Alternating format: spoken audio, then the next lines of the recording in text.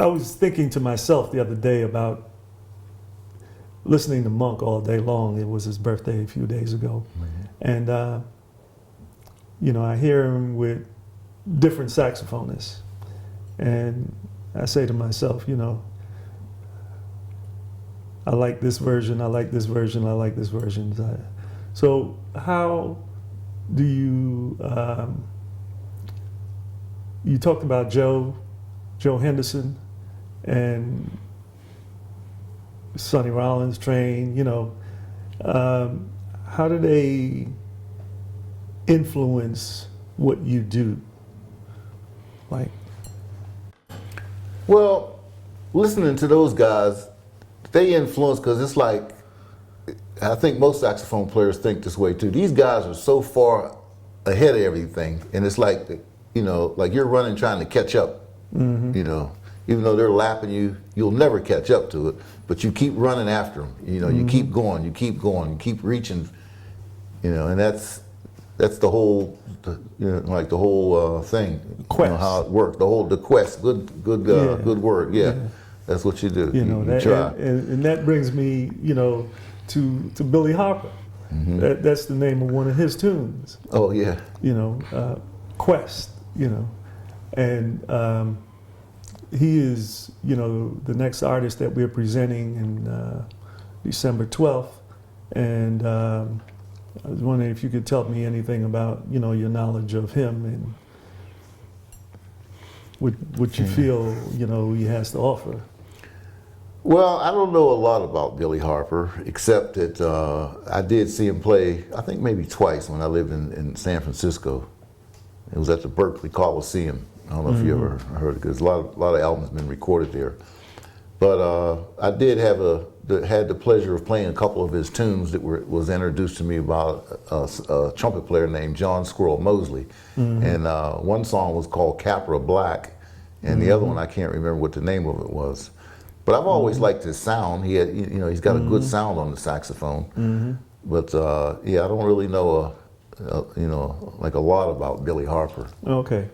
So. And as a saxophonist, as a musician, is there, like when you take a solo, is there something that you're trying to communicate to the audience? Yeah, I mean, that should be all the time. It doesn't necessarily happen all the time, and I'm speaking for myself and other musicians, but that should be the main thing that's going on, that you're trying to, like tell a story to, to musicians, or not just to musicians, but to the audience. To the audience, yeah. You want them to have some connection, like to what you're playing. Now, a lot of guys, they use what I call smoke and mirrors, trying to, get the audience to, woo, clap or scream, hitting a lot of high notes or a whole lot of notes. But I always look at guys like Jughead and Gene Ammons, people like that, like somebody could take a solo before them, be playing all these notes, and Jughead can come in and play one note, and the audience will just rise up, you know what I mean? So, so you have to look at it from that point of view too. It all depends on what you're playing, because a whole lot of notes isn't necessarily, like a good thing. True. Yeah, it shows your ability to play a whole lot of notes, but it doesn't show anything how to communicate.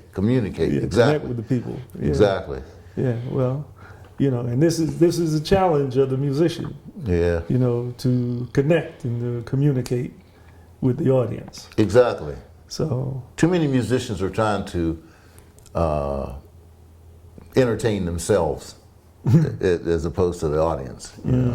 That's today. That's what's happening with a lot of musicians. They're entertaining other musicians. They want, oh yeah, he worked out of this book and he's got this book down, and and all that. And they, they're not thinking about the audience, because the audience don't know anything about all that. They don't know nothing about that. Yeah. They know, oh, he's playing a lot of fast notes, but they don't know. When they go home, they done forgot about it.